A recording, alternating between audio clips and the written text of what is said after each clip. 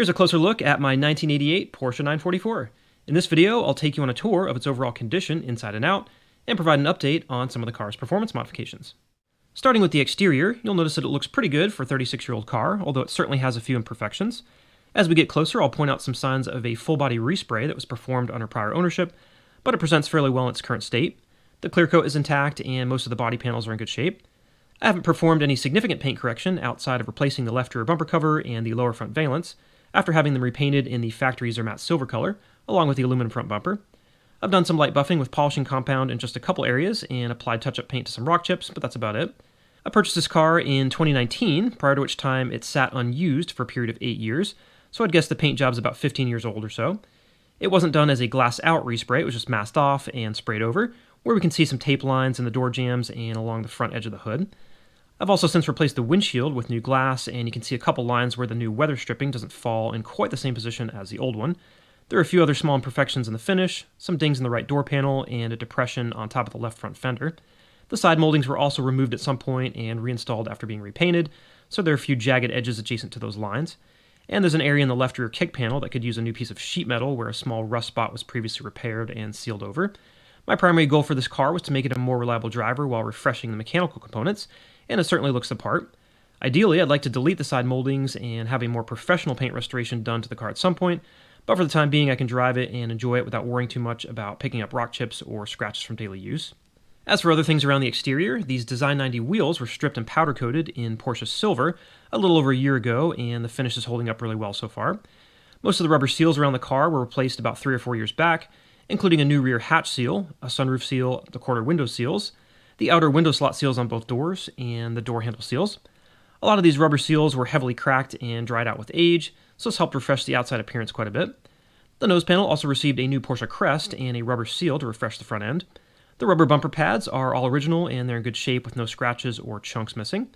The urethane rear spoiler was a little dry and faded when I got the car, but I've been treating it with Mother's Back to Black, which has helped moisturize and condition the rubber.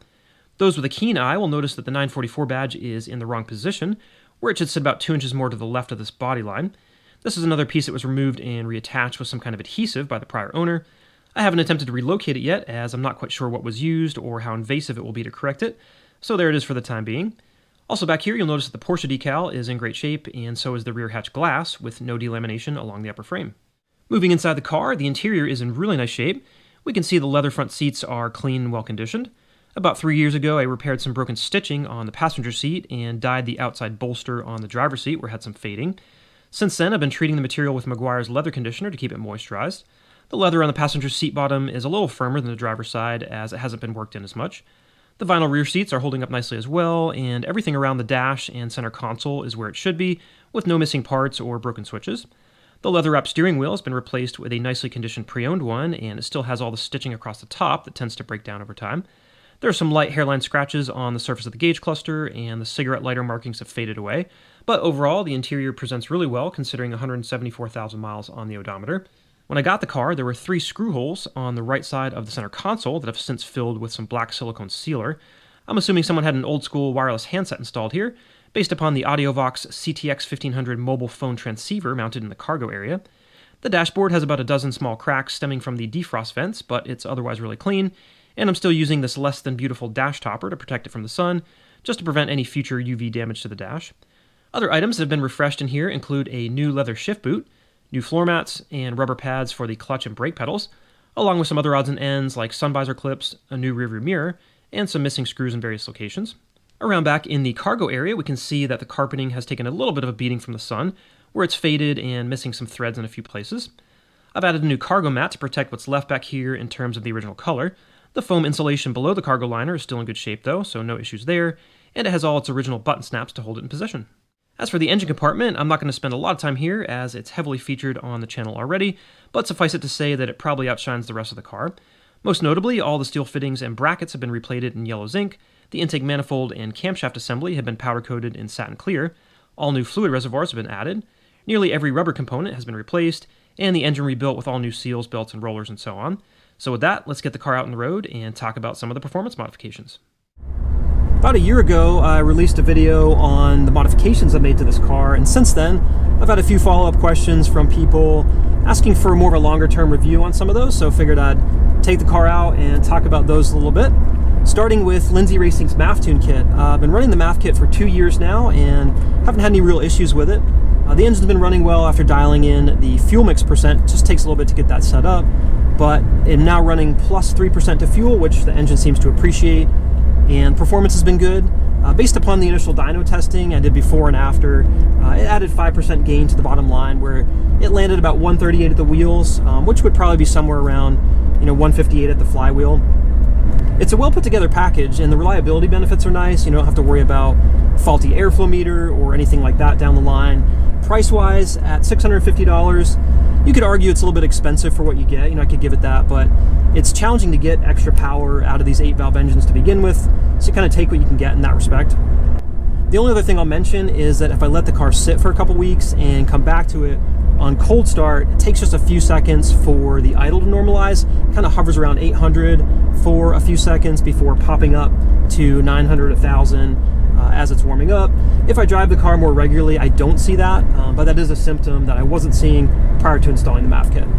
Another big modification was the conversion to manual steering, which costs about $850. The biggest advantage of manual steering is you never have to worry about chasing down any power steering fluid leaks again, which is nice. When I first installed the manual steering kit, everything was really tight, I guess because it was all brand new components, but the movement of the rack was very firm and tight. The joints on the tie rod ends were tight, and as a result, when I would turn the wheel past a quarter turn, it would firm up and become more difficult. And after completing a turn, the wheels wouldn't self-center on their own. I had to physically pull it back to center. But I can also say that after putting a couple hundred miles on the car, everything started to break in really well and loosen up, and it's now a lot easier to turn. That is to say, once the car is up and rolling, as you can imagine, with manual steering, at lower speeds, it's just a little bit more difficult to maneuver sometimes. So if you're pulling into a parking spot, you do got to be prepared to two-hand it a little bit just to get it into the spot. But as long as you're expecting it, it's not that big of a deal. And I think with the manual steering, you're just a lot more aware of things like upcoming road features, the vehicle speed, what gear you're in, and if you can align all those things the right way as you're approaching the turn, you can accelerate through it. Weight shifts to the back, the front end lightens up, and you can flick the wheel and it tucks right in and starts to communicate. And that's just something that's a little bit more special about the manual steering. I think it's getting harder and harder to find a true analog driving experience these days in cars, and the manual steering really delivers on that. As for the Koni Sport adjustable shocks, overall, I'm really happy with those. People often ask, how firm they are, if they create a harsh ride or a rough ride, and in my experience, they don't. There are a few visuals out there that illustrate how a Koni's set to their softest setting are just a little bit firmer than the OEM base units, and to me, that feels about right. I've had these set to the softest setting since installation, and they feel great. The old shocks that came off the car were pretty gassed out. The rears wouldn't even rebound under their own power after being compressed, and the front end was super bouncy over speed bumps, basically just riding on the springs at that point. But now with the Koni's installed, the car is just so much more stable and planted, very, very limited body roll, not overly harsh on minor bumps. If you get on a really rough road surface, you can get a few rattles and start to feel it, but they're firm yet compliant is how I best describe them. And there's some adjustability to it, so I think overall you can't go wrong with a set of Koni's. The high torque starter from IMI Performance is also holding up well. I've had that installed for about 3 years now with no issues or degradation in performance. It cranks quickly, starts right up every time, and has a cool sound to it, so not much to report there other than it is working as expected. The same goes for the super bearings from Black Sea R&D that I used to rebuild the torque tube. The driveline functionality is just as you'd expect it to be. Nice smooth operation, no strange noises or vibration in the driveline, so all is good there as well. However, I do want to touch on Lindsay Racing's Ultra Mount for a second. This is one modification that I might caution people on, only because it has a pretty specific application. So the idea of the Ultra Mount, it's a solid transmission mount with some rubber vibration isolators, but it very firmly secures the transaxle housing to the chassis, which creates some additional noise and vibration in the car.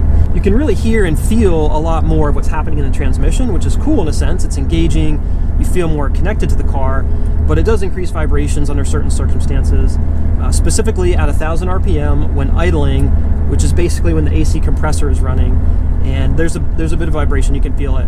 When the AC compressor kicks off, it drops back down to 900 and it's fine. But so that's the only time that it can be a little bit annoying if you're spending a lot of time in stop and go traffic idling and the AC is cycling back and forth. The vibration comes and goes. Outside of that, though, it is a cool feature. You can really feel a difference when you're entering a turn. The rear end is locked in, and you don't get this extra sensation of weight shifting back and forth from the transaxle moving like you would with a worn-out rubber mount. So from that respect, you can actually feel it. I think for a track car, it makes total sense. For a daily driver, maybe just a little bit compromise with the added vibration to consider. Another one to mention is the short shifter by Only 944. This has got to be one of my favorite modifications, just in the way that it transforms the driving experience. I installed the short shifter about 3 years ago, and immediately I loved it. It eliminated almost all the loose play in the shift lever. Gear changes feel great, a lot more precise and notchy, and truly just a much better experience over the factory shifter. I did experience an issue with it about a year ago where the side-to-side movement started binding up and it wouldn't return to center. And so I talked to Kyle of Only 944, and he explained that it was due to the plastic race that was used in the original Heim joint, and they've since changed to a metal race to prevent that from kind of getting jammed up from time to time. He offered to swap out the part for free, which was awesome. All I'd have to do is pull it off the car, ship it back to him, and he'd send me a new one. But while I was considering that, I just went under the car and I jammed a bunch of high pressure grease into the Heim joint on both sides, kind of get it lubricated, and it's been fine ever since. It's been about a year now. It's actually probably a little bit smoother after doing that than it was when I first installed it, so we'll see how it holds up, but I can't speak highly enough about the short shifter. It's a great product, and it's backed up by a great company.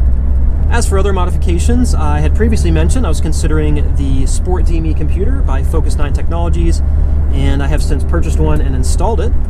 For a while I was chasing down this weak spark partial ignition issue with the car, and this was after having already replaced the entire fuel delivery system, all new ignition system components, all new sensors under the hood, and the DME computer was really the last thing to look at.